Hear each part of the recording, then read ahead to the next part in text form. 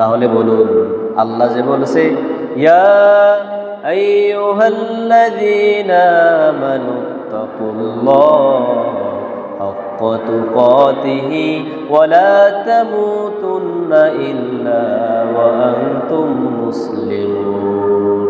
তোমরা আল্লাহকে এমন ভাবে ভয় করার মতো করো।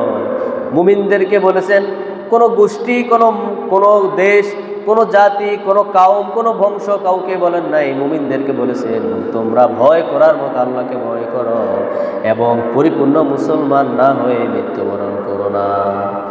সাহাল ইবনে সাদ রাদিয়াল্লাহু তাআলা আনহু থেকে বর্ণিত, ফেরেশতাদের সর্দার জিবরাইল আলাইহিস সালাম রাসূলুল্লাহ সাল্লাল্লাহু আলাইহি ওয়াসাল্লামের কাছে এসে বললেন, হে মুহাম্মদ, হে আল্লাহর রাসূল, যতদিন খুশি তুমি জীবন যাপন করো, তুমি যতদিন খুশি জীবন যাপন করো, কিন্তু মনে রেখো মৃত্যুর স্বাদ তোমাকে গ্রহণ করতে হবে এবং তোমাকে মৃত্যুবরণ করতে হবে। তুমি তোমার বন্ধুত্ব, যত বন্ধু বান্ধব দুনিয়ায় রয়েছে, মৃত্যু যখন হয়ে যাবে তুমি সকল বন্ধু বান্ধব ছেড়ে আল্লাহর কাছে চলে যেতে হবে।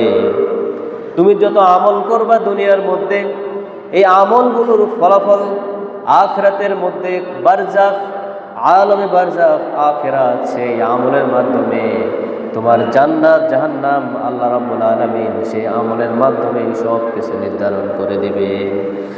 অতএব মুমিনের মর্যাদা হলো ইবাদতের মধ্যে রাত্রি জাগরণ করা, আর মুমিনের সম্মান হলো আল্লাহর সাথে কাউকে মুখাপেক্ষী না হওয়া।